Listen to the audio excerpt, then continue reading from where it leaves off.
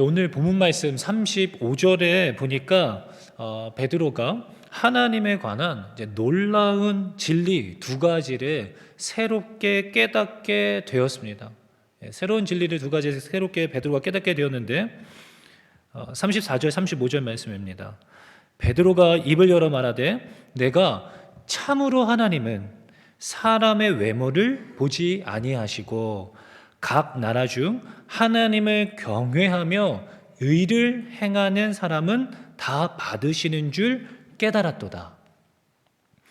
베드로가 깨달은 첫 번째 진리는 무엇이냐면 하나님은 사람의 외모를 보지 않으신다라는 진리입니다.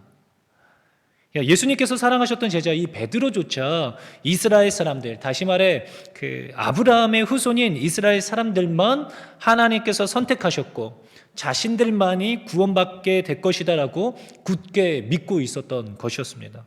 그런데 그런 외형적인 조건들이 중요한 것이 아니라는 것을 베드로가 새롭게 깨닫게 된 것이죠. 다시 말해서 저도 교회 다니는데요. 저 교회에서 집사예요. 저기 북가자동에 있는 북가자동에 있는 교회에서 청년부를 담당하고 있는 목사입니다. 새벽 예배, 수요 예배, 금요 기도회, 주일 예배 모든 공적인 행사나 예배는 제가 다 참여하고 있습니다.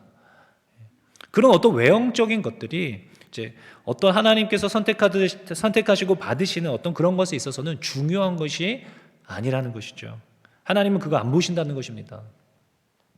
두 번째, 베드로가 깨닫게 된 두 번째 진리는 하나님은 어떤 사람들이건 상관없이 하나님을 경외하며 의를 행하는 사람은 다 받으시는 줄을 깨달았다는 것입니다. 이것을 구약에서는 하나님께서 이미 사무엘 선지자에게 언급하셨던 내용이죠. 알려주었어요. 사무엘 선지자에게도 16장 7절 말씀에 보니까 사무엘상 여호와께서 사무엘에게 이르시되 그의 용모와 키를 보지 말라. 내가 이미 그를 버렸노라. 내가 보는 것은 사람과 같지 아니하니 사람은 외모를 보거니와 나 여호와는 중심을 보느니라 하시더라.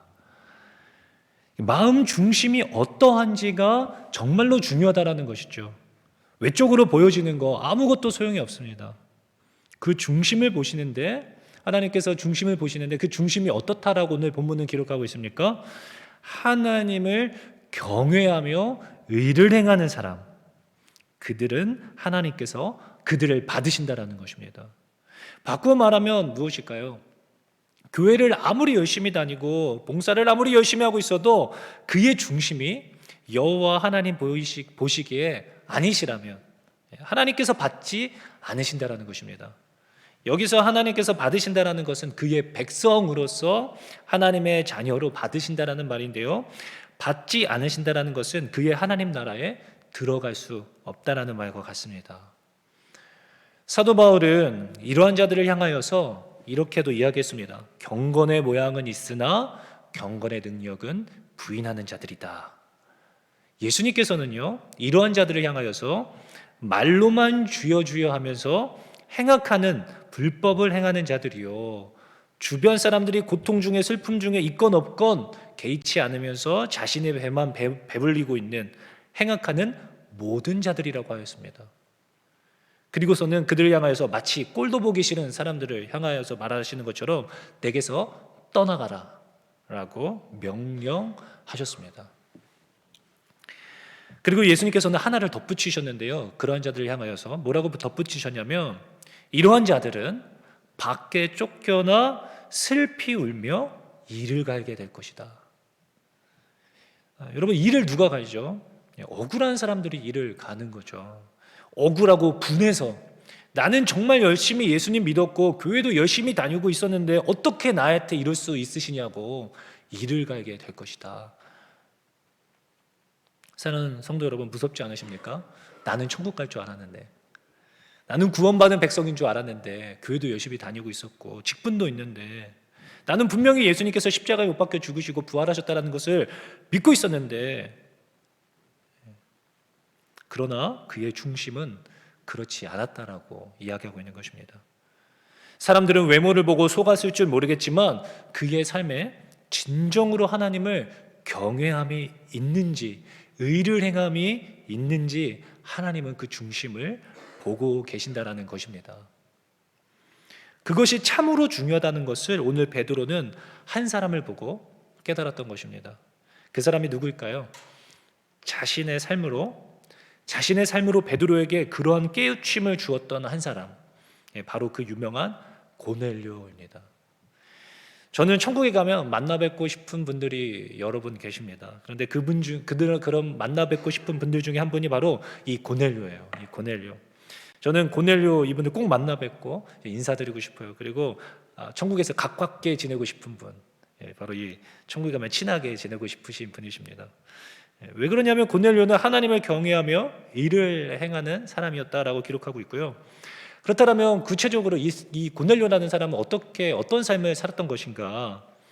오늘 이 저녁에 고넬료의 삶과 우리들의 삶을 비교해 보면서 어떠한 삶을, 하나님께서는 어떠한 사람을 받으시는지, 하나님께서 받으시는 인생은 어떠한 삶을 사는 삶인지를 살펴보고 그러한 자들을 하나님께서 어떻게 책임지시고 어떤 선물을 주시는지 그것을 나누고 또 그 은혜를 누리실 수 있는 이 저녁 되시기를 예수님의 이름으로 축원합니다.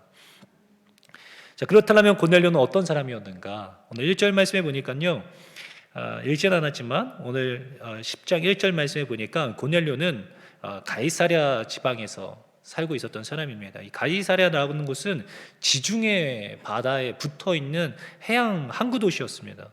그러니까 이 가이사랴 빌립보라고 하는 지역이 있는데 이 지역하고는 다른 지역이에요. 그러니까 예루살렘 성전하고는 그래도 거리가 좀 있었습니다. 그러니까 아마 이 고넬료는 예수님에 대한 소문을 전해 듣지 않았을까 이런 생각하게 되었습니다. 근데 이 고넬료는 이 가이사랴 이곳에서 살고 있었던 사람인데 로마 총독부 그 군대가 주둔하고 있었던 지역입니다. 그 부대 중에 이달리아라고 하는 부대가 있었는데 그 군대의 백부장이었습니다. 그러니까 이 고넬료는 이방인이었던 것이죠.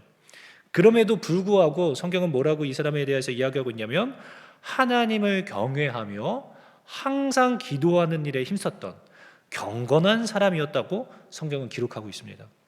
그런데 놀라운 것은 이 로마 제국의 백부장이었던 이 사람이 자신의 식민지 백성인 이 유대인들, 이스라엘 사람들을 열심히 구제하고 많은 사람들에게 자비를 베풀고 있는 것입니다. 그러다 보니까 성경은 이 고넬료를 칭찬하는데 그 동네 사람들이, 그 주변에서 함께 살고 있는 사람들이 이 고넬료는 의인이었습니다 라고 칭찬하는 거예요. 주변에 있는 사람들이. 그러니까 이런 식인 것이죠. 그 고넬료가 살고 있는 지역의 슈퍼라든지 어떤 식당이든지 가면 고넬료 그분이요 라고 말하면서 그분 같은 사람이 요즘 시대에 그런 분 없다고, 우리 같은 사람들도 마음 써주시고 신경 써주시면서 얼마나 우리에게 이렇게 사랑해 주는지 모른다고 그렇게 이야기하면서 칭찬하는 것입니다. 주변에 있는 같은 마을에 사는 사람들이.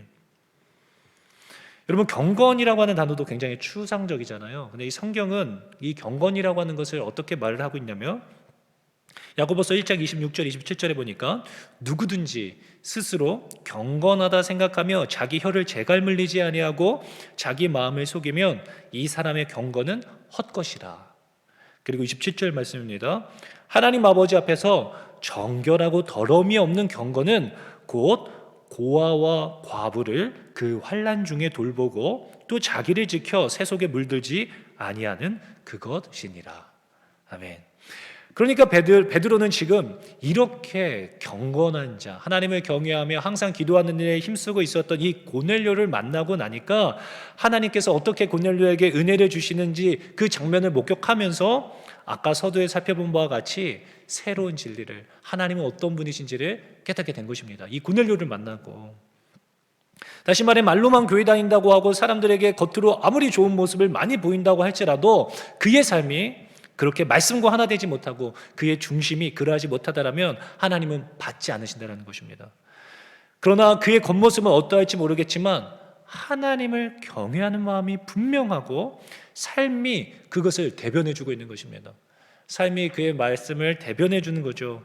항상 기도하는 일에 힘쓰며 어떤 사람이건 상관없이 심지어 자신이 다스리고 통치하고 있는 식민지, 노예, 아니면 자신의 회사의 직원이요, 종이요, 무시해도 될 법한 사람일지라도, 무례한 사람일지라도 진심으로 그들을 대하며 도우려고 하는 그 사람, 그를 하나님께서는 받으시고 사랑하신다는 것입니다. 어떻게 사랑하셨을까요? 하나님께서. 이 대목이 참 제게 은혜가 되었는데요. 여러분 어디에 있든지 상관없이 이렇게 하나님을 경외하며 의를 행하고 주변 사람들의 사랑하는 일에 열심을 내는 사람은 하나님께서 반드시 찾아내시고 먼저 찾아오신다는 사실을 믿으시기 바랍니다.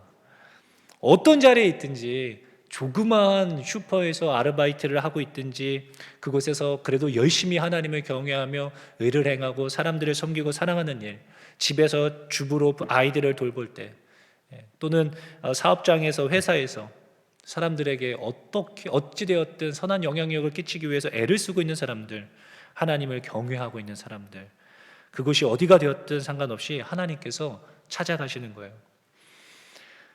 제가 자세하게 설명하지는 못하지만 오늘 본문 말씀 앞에 보면 하나님께서 베드로를 찾아가십니다. 그리고 베드로에게 환상을 보여주시면서 내가 깨끗하다고 한 것을 너가 속되다고 하지 말아라, 그렇게 말씀하시면서 환상을 통해서, 그리고 의심하지 말고 너를 찾아온 저 사람들과 함께 가라, 그 사람들 내가 보낸 사람들이야 라고 명령하세요. 베드로에게, 고넬료에게 가라고 하는 거죠. 고넬료에게 빨리 가라라고 명령하시는 것입니다. 사도행전 10장 19절 20절 말씀입니다. 베드로가 그 환상에 대하여 생각할 때에 성령께서 그에게 말씀하시되 두 사람이 너를 찾으니 일어나 내려가 의심하지 말고 함께 가라, 내가 그들을 보내었느니라 하시니.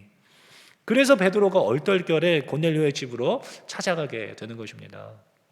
얼마나 특별한 은혜입니까?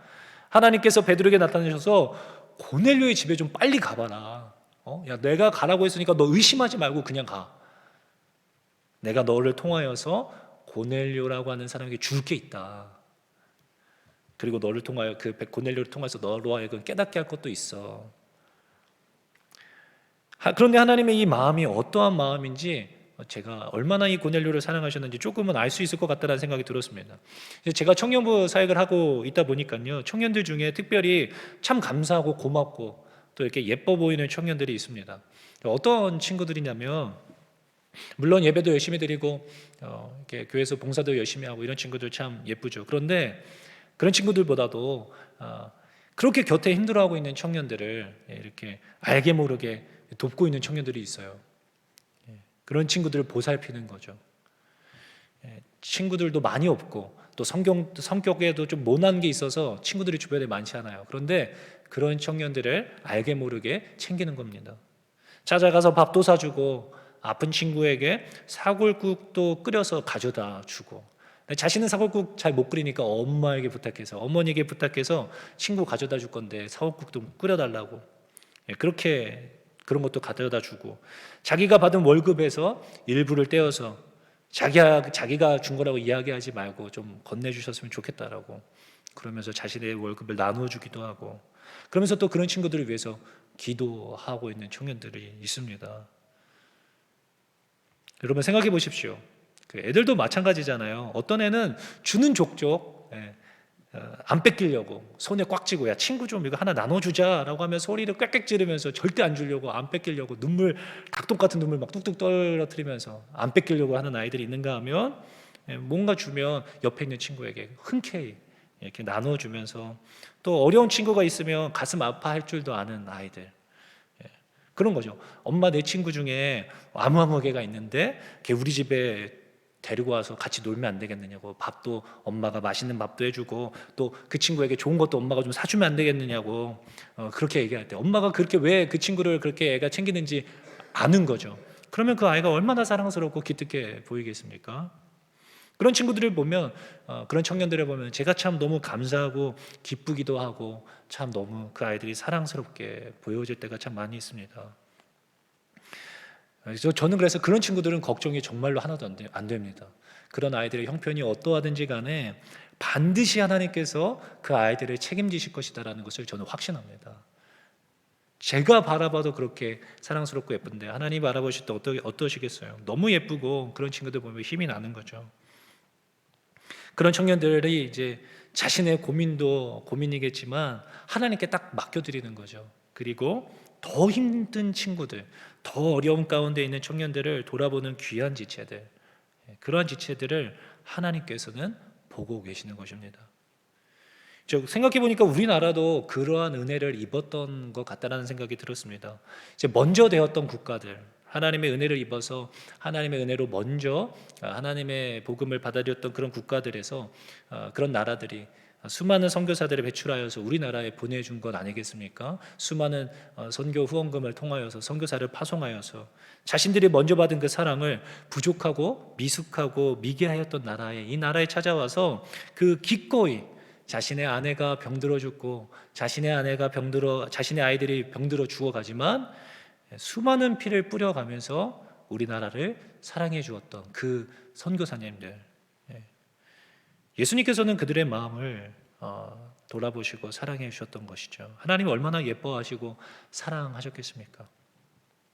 하나님께서는 그렇게 하나님을 경외하며 의를 행하고 있는 자들, 경건하여서 고아와 과부들을 돌보며 많은 자비를 베풀고 있는 사람들, 그러한 자들은 어디에 있든지 하나님께서 찾아내시는 것입니다. 야야, 너 뭐하고 있느냐고. 베드로야, 너 걔를 좀 찾아가라.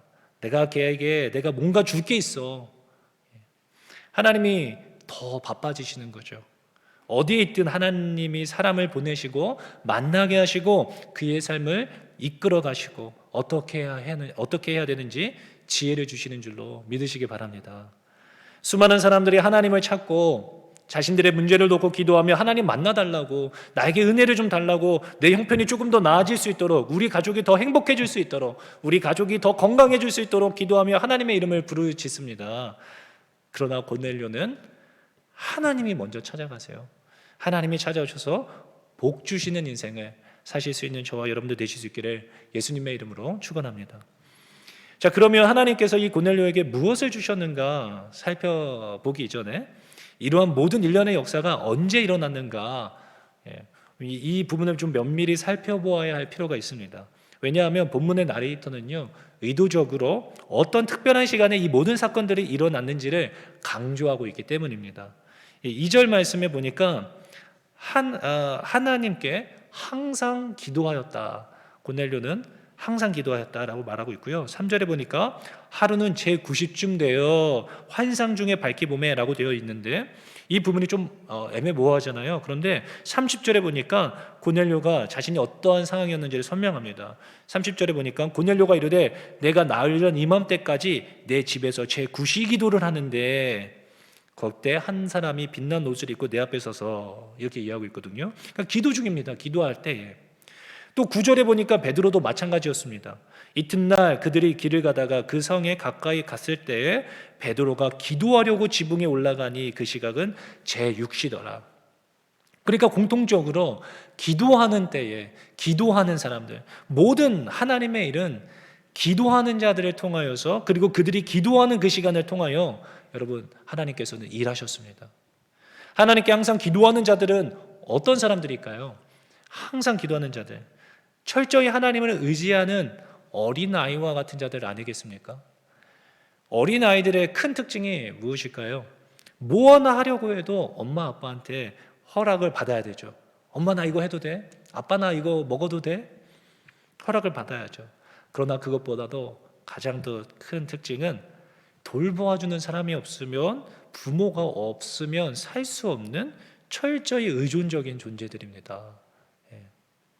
기도하는 자들, 하나님 곁에 항상 머물기를 좋아하며 그분의 음성 듣기를 좋아하고 그분과 대화하고자 하는 자들, 하나님은 그와 같은 자신을 낮추며 철저히 하나님을 의지하는 자들, 그들이 기도하는 그 시간들을 통하여서 하나님은 일하셨습니다. 그러므로 우리는 의지적으로 기도의 자리에 머물면서 마치 사랑하는 여인과 통화할 시간을 정해두고 그 시간이 되면 어김없이 통화하기 위하여 틀림없이 그 자리를 지키는 것처럼 가능한 한 기도의 시간을 정해두고 기도의 자리를 지킬 수 있어야 할 것입니다. 자, 말씀을 준비하면서 새벽 기도회나 금요 기도회 시간이 얼마나 귀하고 좋은 시간이 되는지 생각하게 되었습니다. 하루를 시작하면서 그리고 한 주를 마무리하면서 하나님 앞에 기도할 수 있는 시간, 하나님과 의지적으로 시간을 정해두고 기도할 수 있는 시간, 하나님이 너무 기뻐하실 것 같다는 생각이 들었습니다. 그러한 삶을 살아내었던 이 고넬료, 하나님께서 이러한 고넬료를 향하여 여러분 뭐라고 하시는 줄 아십니까?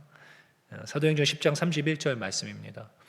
말하되 고넬료야, 하나님이 내 기도를 들으시고 내 구제를 기억하셨으니. 아멘. 이게 무슨 말입니까? 고넬료야, 너가 항상 기도하고 있던 거 내가 다 듣고 있었지. 그리고 너가 많은 사람들을 돕기 위하여 애쓰고 힘쓰고 있었던 거 내가 다 보고 있었어. 내가 다 안다. 사람들이 몰라주어도 여러분 괜찮은 것이죠. 하나님이 다 보고 계시니까, 하나님이 다 알고 계신다라는 것입니다.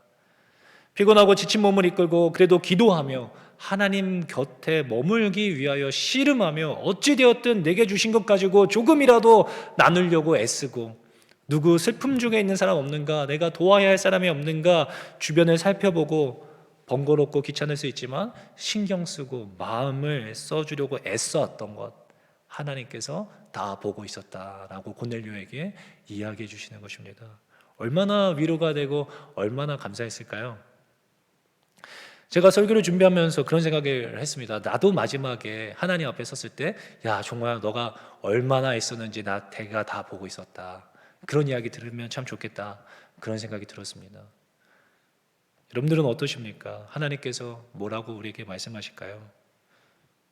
그리고는 하나님께서 고넬료에게 선물을 주십니다.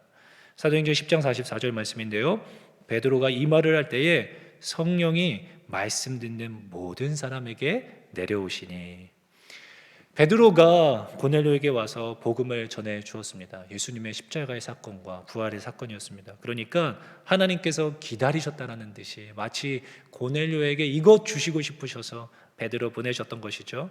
그러니까 그 말씀을 듣는 중에 그 공간 안에 있던 모든 고넬료의 가족들, 말씀을 듣는 모든 사람들에게 내려오셨다라고 성경은 기록하고 있습니다. 하나님은 성령 주시고 싶으셨던 거예요. 너무 사랑하고 너무 이쁜 고넬료와 그의 가족들에게 성령을 주셨습니다. 바꿔 말하면 무엇일까요? 하나님이 고넬료 안에 머물고 싶으셨던 것 아니겠습니까? 그의 영을, 그의 심령 안에 충만히 부으심으로 하나님 안에 고넬료가 거할 수 있게 된 것입니다. 여러분, 뭐가 더 부족하겠습니까?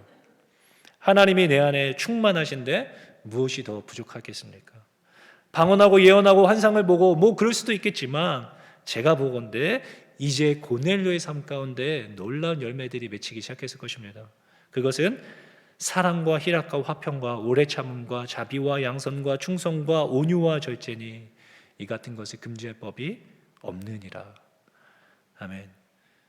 고넬료는 이제 이 성령의 9가지 열매가 가득한 삶을 살며 더욱더 하나님의 일을 기쁨으로 감당하며 평안을 누리며 기쁨과 행복한 삶을 누렸을 것입니다. 어떤 사람들을 만나면 그런 사람들이 있죠. 참 여유가 넘치고 넉넉한 마음으로 미소 지으면서 사람들을 배려하고 사랑해 주는 분들이 계십니다. 그런 분들이 얼마나 매력적입니까? 얼마나 친해지고 싶은 그런 분들이세요. 돈이 많아서 행복해지는 것이 아닙니다. 건강검진에 아무 문제가 없다고 나와서 마음이 평안해지는 것이 아니죠. 자녀가 대기업에 취업하고 시집을 잘 갔기 때문에 이제 한시름 놓았다, 기쁜 것이 아니죠. 집을 샀기 때문에 이제 걱정 없음이 되는 것이 아닙니다. 성령 충만해야만이 어떤 상황과 환경과 상관없이 여호와로 인하여 기뻐하고 담대하며 평안할 수 있음을 믿으시기 바랍니다. 제가 2주 전에 제가 예전에 사역했던 교회 한 청년으로부터 전화를 받았어요. 저희 교회 청년은 아니고 예전에 사역했던 교회 청년인데, 간략하게 이야기하자면 청년부에서 설교하면서 나눴지만 3천만 원에 갑작스럽게 어떤 자신의 실수로 3천만 원의 빚이 생긴 거예요. 이 청년에게. 이미 빚도 많이 있는데 3천만 원의 빚이, 사업이 망하면서 여기저기에서 이렇게 돈을 대출받으면서 거기에서 잘 이렇게 하지 못한 것으로 인해서 3천만 원의 빚이 더 생겼어요. 근데 이 청년이 전화한 이유가 무엇인지 아십니까? 간증하려고 한 거예요. 이 3천만 원의 빚이 생겼다고 간증하는 거예요. 그러니까 무슨 얘기인 거자, 무슨 말인가 해서 들어보니까 이 일련의 과정을 통하여서 하나님이 나와 함께하고 계시다는 게 너무나 분명히 느껴진다는 것이죠. 3천만 원이라는 빚이 생겼지만 아무 걱정이 안 된대요. 오히려 감사하고 하나님께서 어떻게 이 문제를 해결해 가실지가 정말 기대된다는 것입니다. 제가 또 너무 신기하고 그래서 저한테 전화해서 간증하기 위해서 전화했던 것입니다. 이것이 정말 하나님께서 우리에게 주실 수 있는 정말로 귀한 선물이 아닐까라는 생각이 들었습니다. 하나님이 함께 하심으로 말미암아 그 어떠한 것도 두렵지 않은 것이죠. 하나님이 나와 함께 하시기 때문에. 이제 고넬료의 삶은 예수 그리스도를 향한 사랑과 경배, 경외의 마음으로 가득 차서 기쁨으로 그의 영광을 위하여서 삶을 살게 될 것입니다. 사랑하는 성도 여러분, 베드로 사도가 고넬료를 보고 무릎을 치며 깨닫게 된 것, 베드로가 입을 열어 이렇게 고백합니다. 베드로가 입을 열어 말하되 내가 참으로 하나님은 사람의 외모를 보지 아니하시고 각 나라 중 하나님을 경외하며 의를 행하는 사람은 다 받으시는 줄 깨달았도다. 하나님께서는 고넬료의 삶을 보며 이렇게 말씀해 주셨습니다. 말하되 고넬료야, 하나님이 내 기도를 들으시고 내 구제를 기억하셨으니. 사랑하는 성도 여러분, 기도하며 어린아이와 같이 하나님을 의지하며 하나님을 경외하고 하나님의 앞에 의를 행하는 삶, 내 주변을 돌아보며 그들을 섬기며 사랑할 수 있는 삶을 살 수 있는 저와 여러분들 되실 수 있기를 예수님의 이름으로 축원합니다. 이 시간 이 말씀을 기억하시면서 함께 기도했으면 좋겠습니다.